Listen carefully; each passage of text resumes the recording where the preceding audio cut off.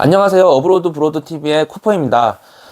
제가 일부에 이어서 얘기를 이어서 하려고 하는 내용은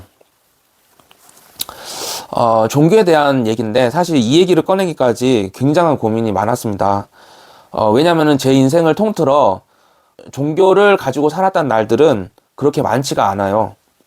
저는 모태신앙도 아니고요. 어릴 때는 교회를 다니던 친구가 교회를 가면 과자를 준다길래 따라다녔던 게 전부였어요. 그리고 청소년기에는 이제 여동생이 교회를 또 잠깐 다녔어가지고 그때 또 잠깐 같이 따라다녔죠. 그리고 이제 성인이 되었어요. 그 다음에 이제 성인이 되었을 때는 영어를 이제 늘리겠다는 목적으로 제가 제주도에 있는 영어 교회를 가게 되었습니다. 사실 근데 당시에 제가 교통사고를 여러 번 당해서 공익 요원이 되었거든요. 그래가지고 원래는 이제 제주도 양로원에서 그 군복무를 대체 군복무를 하다가 이제 제가 그 통증이 너무 심해서 서울로 그 자취를 하면서 병원을 계속 다니게 됐어요. 그때는 이제 그 통증이 너무 심했어가지고, 근데 당시에 사람들이 저를 바라보는 시선은 약간의 꾀병처럼 바라봤어요. 지금이야 이제 사람이라는 게 원래 그런 존재구나 하고 그냥 이해를 하고 넘어갈 수 있었는데, 사실 그 당시에는 그 사람들한테 되게 그 억울함과 분노가 굉장히 제 가슴속에 가득했었거든요. 아무튼 그렇게 병역 의미와 교회를 다니면서 잘 보내고 있던 와중에 아버지께서 갑자기 심장마비로 돌아가시게 된 거예요. 저는 서울에서 그 비행기를 타고 내려오면서 제 눈가에 흐르는 눈물을 참을 수가 없었어요. 그리고 이제 병원에 도착했을 때 누워 계신 아버지를 보면서 다시 한번 참았던 눈물을 쏟았거든요. 그때 이제 하느님한테 제 인생의 절반을 드릴 텐데 아버지를 제발 제발 아버지를 살려주세요. 이렇게 막 빌기도 하고 정말 애절했어요. 그리고 이제 아버지를 안전하게 보내드리고 싶다는 마음에 당시 교회를 통해 알게 된 누나한테 장례 예배를 목사님한테 부탁을 드렸어요. 근데 처음에는 그 누나가 적극적으로 도와주겠다고 하다가 이제 저희 집안이 이제 어머니는 유교식으로 하기를 원하시고 할머니는 불교식으로 하기를 원하셔가지고 그런 이제 속사정을 그 누나한테 털어놨었는데, 그 누나가 갑자기 전화를 딱 끊어버리고 답장을 안 주는 거예요. 그래갖고 저는 그 병원에서 제 휴대전화를 충전기에다가 연결해 놓은 다음에 밤새도록 전화를 걸었어요. 밤새도록 전화를 걸으면서 그 교회에 대한 그런 모든 생각이 분노로 바뀌고 원망으로 바뀌고 제 가슴에 한으로 바뀌면서 신을 증오하기 시작을 하는 거예요. 신을 증오하기 시작하고 그 이후부터는 내 인생에 신은 없다 이렇게 생각을 하고 다짐을 했어요. 아버지가 돌아가신 직후에 저는 엄청난 빚을 물려받았어요. 그래가지고 당시 상황이 어느 정도였냐면 몇 달 뒤면 가족들이 길바닥으로 내던져질 수도 있는 상황이었거든요. 이자는 계속 쌓여가지. 그런데 굉장히 희한한 일이 벌어졌어요. 제주도에 건축붐이 터진 거예요. 그래서 건축붐이 터진 바람에 쌓여있던 빚과 이자가 점점 줄더니 원금을 갚아나갈 수 있는 수준이 돼가는 거예요. 그렇게 해서 기적적으로 위기를 버텨내고 결혼도 하고 아기도 낳고 그렇게 살아가게 되었습니다. 지금도 마찬가지지만 제가 관절염이 굉장히 심한데 작년에 제주도에 다니던 병원에서 과거 얘기를 쭉 이렇게 했거든요. 제가 어떠한 통증이 있었으면 이런 거를 얘기를 해가지고 그쪽 병원에서 아시는 신경외과라든지 주변에 있는 병원 몇 군데를 정밀 진찰을 하려고 보내주셨어요. 그래갖고 이제 다시 병원에 돌아왔을 때 제 진단을 CRPS라고 하는 복합통증 증후군을 알았었을 수도 있다는 얘기를 해주더라고요. 그래가지고 그거에 대해서 사실 되게 생소했거든요. 그래가지고 돌아가는 길에 유튜브를 보면서 그 관련된 증상에 대한 영상을 접하는데 이 그 영상을 접하는 그것만으로도 그 소름이 돋더라고요. 그리고 되게 무서운 질병을 제가 알았다는 생각을 하니까 입 밖으로 꺼내기도 무서워지면서 그때 상황들이 조금씩 이해가 되기 시작했어요. 당시에는 제가 회사를 지켜야 된다는 일념 하나로 일에 매달리다 보니까 그때 세월이 제 병을 사라지게 한 건 아닐까 그런 생각도 들고 또 다른 한편으로는 아버지가 돌아가시면서 제가 가지고 있던 그 질병을 같이 가져가신 게 아닐까 그런 생각도 동시에 하게 되었습니다. 그리고 또 희한한 게 또 당시에 제가 빚의 압박에 시달리면서 엄청난 우울감과 불면증에 시달렸었거든요. 매일매일 나쁜 생각을 하면서 살았었어요. 근데 지금 와서 이제 그때를 생각해 보니까 만약에 그런 세월들이 없었다고 하면은 저는 질병으로 인해서 이미 이 세상에 없었을 수도 있겠다는 생각을 하게 되었어요.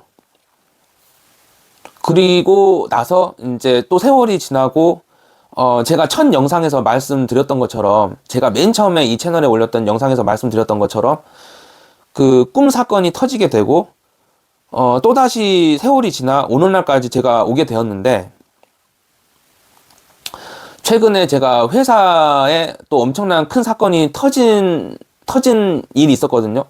근데 제가 그거는 내용을 설명을 드리기가 좀 꺼려해서 엄청나게 큰 사건이 하나가 터졌어요. 진짜 말도 안 되는 건데 그것도 아무튼 그 사건이 터진 다음에 또다시 엄청나게 큰 우울증에 시달리게 됩니다. 근데 이제 그 우울증은 그 기존에 제가 알아왔던 우울증의 차원을 넘어서는 우울증이었어요. 그러니까는 우울증이 아니고 그 공포감이 저한테 왔어요. 뭔가 암흑이 저를 덮친 것 같은 느낌을 받았고, 공황장애는 기본이고, 대인기피증, 그리고 환각 증세까지 저는 접하게 되었어요. 제가 그때 느꼈던 거는, 악마적인 존재를 느꼈어요. 제가 우울증에 대해서 함부로 얘기를 하는 사람들을 너무 싫어해요. 왜냐면, 우울증에 대해서 뭔가 좀 이해하고 겪었던 척 하는 사람들이 있거든요. 그리고 이해하는 척 하는 사람들이 가장 많이 하는 말이 진짜 제대로 바쁘게 살면 그런 우울증이 있을 타이밍도 없다는 말이에요. 이 말이 반은 맞고 반은 틀리거든요. 그런데 진짜 극도의 우울증에 빠지면 진짜 어느 정도냐면은 집 밖에 나가서 편의점에서 생수를 사는데 하루가 걸려요. 이거를 안 겪어본 사람은 이 말을 이해를 못해요. 근데 어떤 날은 제가 전화를 받았거든요. 전화를 받았는데 전화를 받고 제가 그 전화를 받은 거를 오전에 받았어요. 전화를 오전에 받았는데 제가 조금 차에 있어야지 하고 차를 나가는 순간에 그게 저녁이 된 거예요. 왜냐하면 저희 와이프가 저를 걱정해서 전화가 온 거예요. 도대체 여보 어디 있어 하니까는 저는 이제 점심도 안 먹었었거든요. 근데 저녁이 돼 있었던 거예요. 그래서 제가 그거를 보면서 아 내가 지금 진짜 심각한 상태구나 이걸 느끼게 된 거예요. 제 생각은 그렇지 않은데 어느 날 제가 난간에 서 있더라고요. 제 자신을 이해하지 못하는 제 자신을 제가 스스로 바라보면서 그 공포가 얼마나 무서웠는지 이해하실 수 있을까요? 저는 그 아버지가 돌아가신 다음에 그 빚을 청산을 하려고 이겨냈던 세월을 사실 정신력으로 극복을 했거든요. 그래서 이 그 공포적인 우울증을 또다시 제가 정신력으로 극복을 해보려고 정말 노력을 했는데 이미 본능적으로 알고 있었어요. 이거는 정신력으로 극복을 할 수 있는 그런 게 아니다. 왜냐면은 우울증이 아니고 공포감을 느꼈거든요. 그 공포감을. 그리고 본능적으로 느꼈어요. 아, 이거는 하나님의 곁으로 가야 되는 거구나. 왜냐면 제가 이제 그 맨 처음 영상에서도, 시작 영상에서도 말씀을 드렸다시피 제가 터키에서 되게 신기한 경험을 했거든요.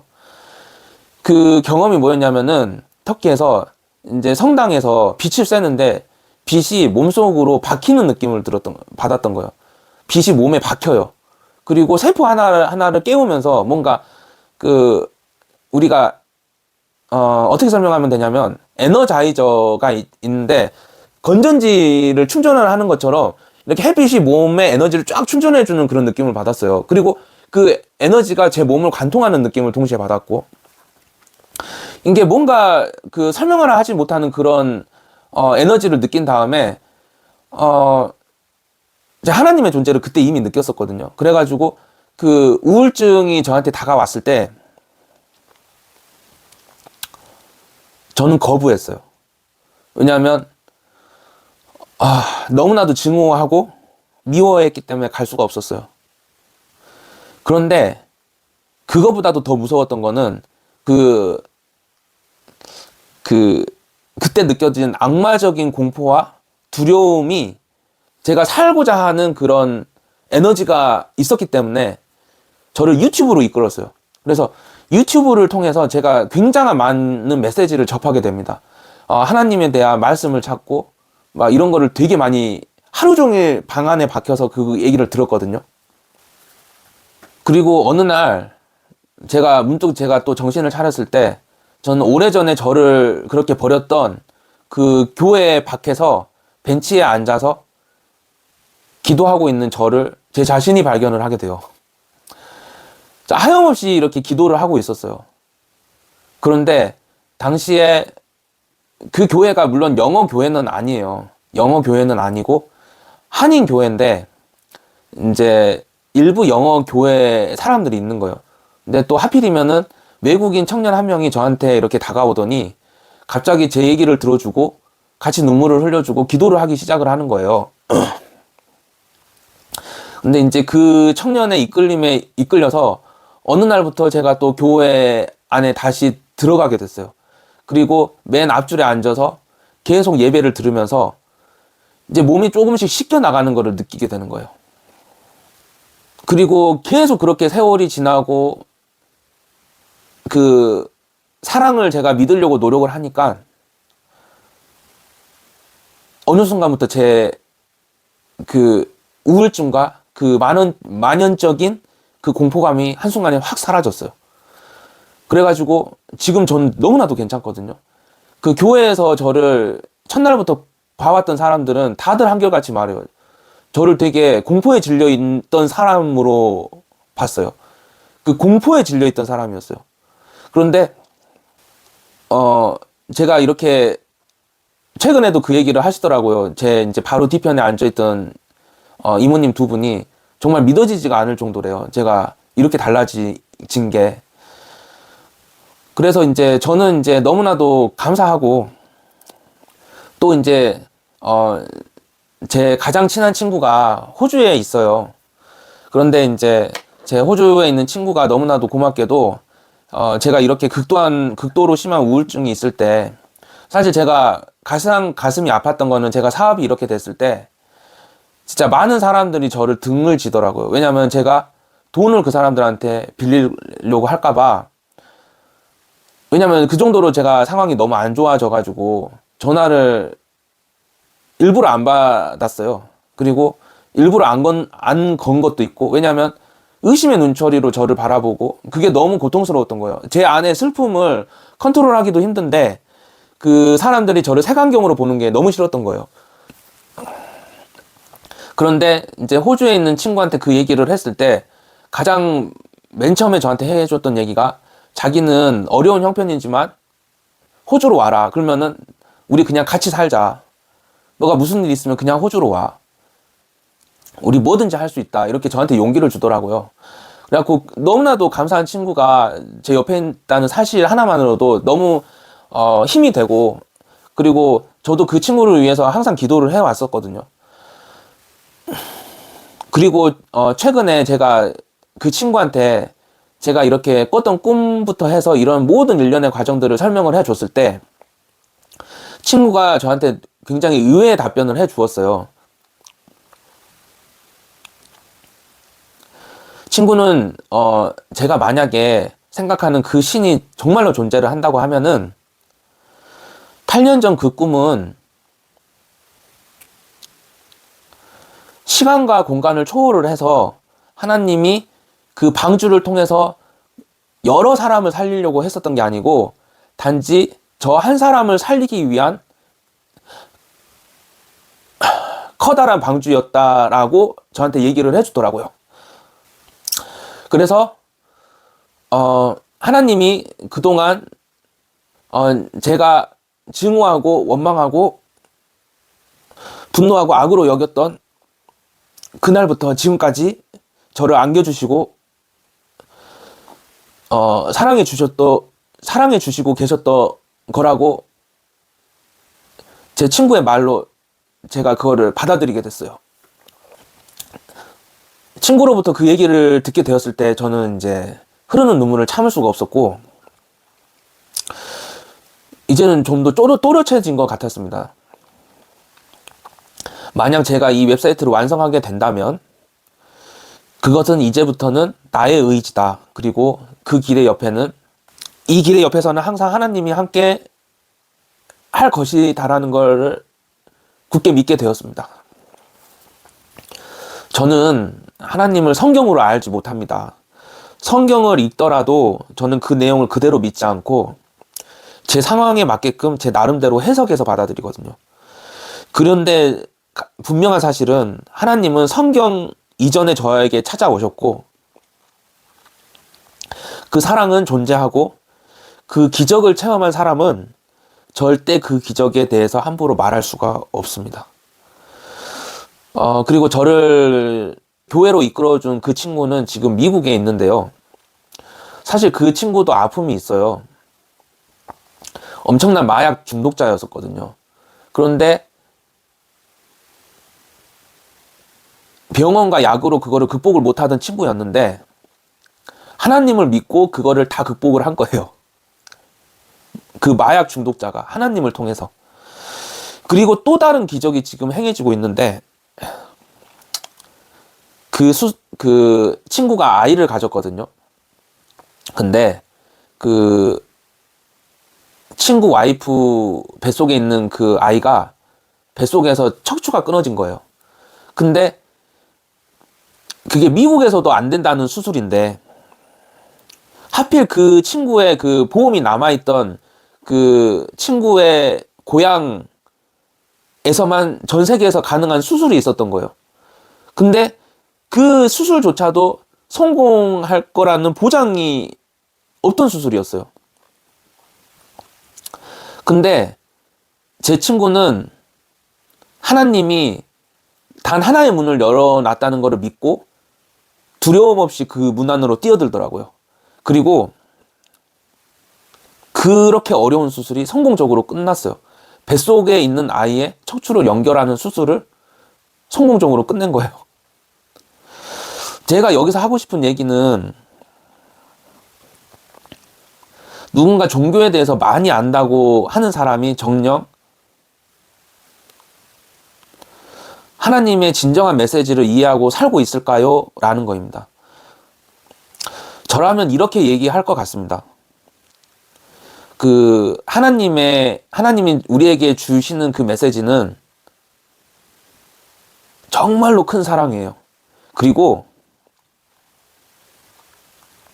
이 사랑을 이해하는 데는 사실 많은 글자가 필요 없다고 생각해요, 저는 그리고 하나님은 누구에게나 공평하게 찾아간다고 생각을 해요. 저는 처음에 이렇게 생각했어요. 하나님이 저한테 이 미션을 주셨을 때, 그리고 이게 미션이라고 느꼈을 때, 이거는 잘못된 미션이다. 왜냐면은 나는 하나님을 증오하고 미워했던 사람이다. 그렇기 때문에, 내가 그 미션을 짊어지기에는 바르지 않는 사람이다. 이렇게 판단을 했어요. 그리고 제가 가장 신을 증오했던 사람이기에 또 저 같은 사람에게 이런 소명을 주신다는 건 또한 말이 안 된다고 생각을 했었거든요. 그러나 제 가장 친구의 말처럼 저 한 사람을 구원하기 위한 하나님의 사랑을 그리고 그 계획을 그 계획이었음을 제가 분명히 하고, 지금은 그 하나님을 닮고 싶은 그 마음 하나만으로 이 프로젝트를 이어가려고 합니다. 요즘처럼 인생을 풀로 살고 있다는 느낌을 받은 적이 없습니다. 아무튼 제가 이 프로젝트를 어떻게 이끌어 나갈지 잘 지켜봐 주시면 감사하겠습니다. 많은 응원 부탁드리고요. 감사합니다.